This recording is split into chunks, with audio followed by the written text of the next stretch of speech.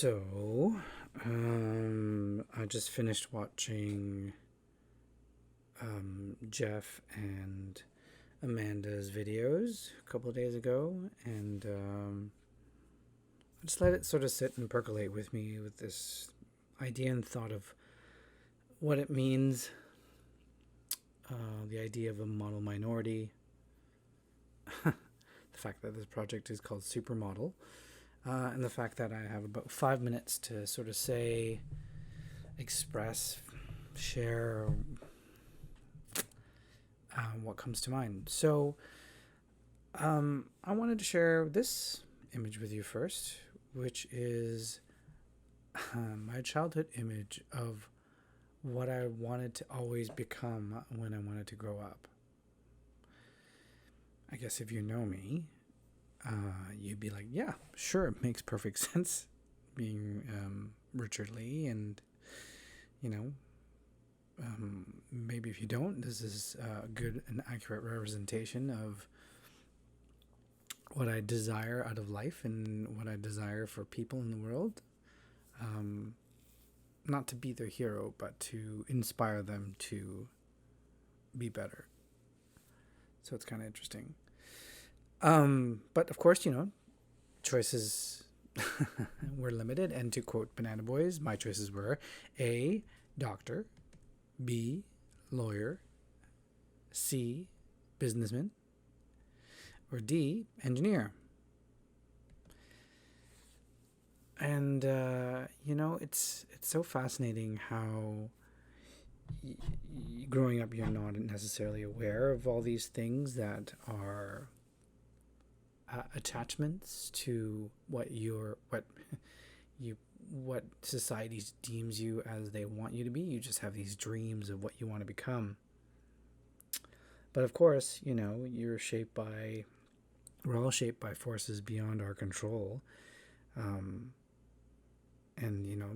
the hope and desire is that you can overcome them. So many myths to the model minority that I'm not going to rehash or re-highlight here, but I'm going to show you this picture here of two people. This is one, Bruce Lee, the other, Jackie Chan, who were Asian men that quite often I was compared to, even before I learned martial arts, which was really fascinating.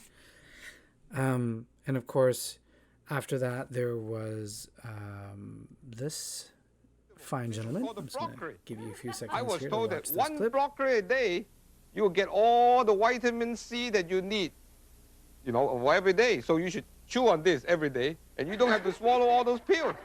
I'm going to show you another thing. And as you can kind of see, it's images like this that, for better or for worse, here was this hardworking Asian man making his way in the world, serving up food and, sharing his culture with your heart and your stomach.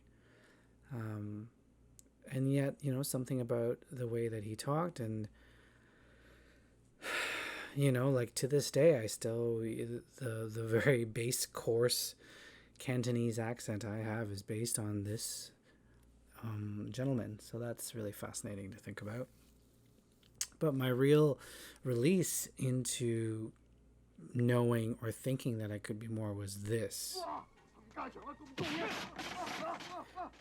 at first glance, this is of course, a martial arts movie, but this is about Wong Fei Hong, who was a Cantonese folk hero who fought for the freedom of Chinese people everywhere.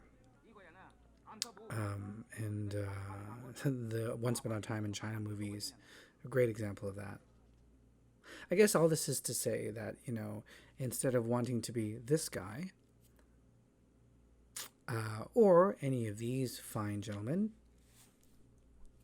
2, 3, 4, why is it that all these young Asian men are showing their abs nowadays? I just don't understand. My hope and wish is that, we can be who we want to be.